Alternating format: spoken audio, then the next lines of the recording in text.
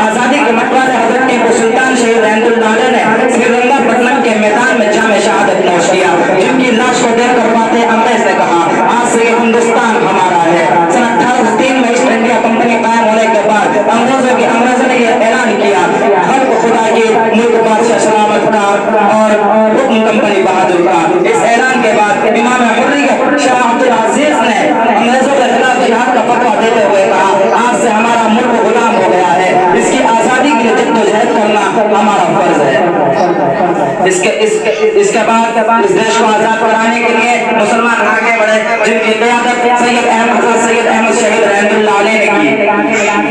1857 की जंग आजादी के बाद ईस्ट इंडिया कंपनी की तरफ से हुक्म हुआ कि सारे मौलवियों को तख्ता तार पर चढ़ा दिया जाए। चुनांचे 15 दिनों तक कत्ल-ओ-गारत दिल्ली का सिलसिला जारी रहा।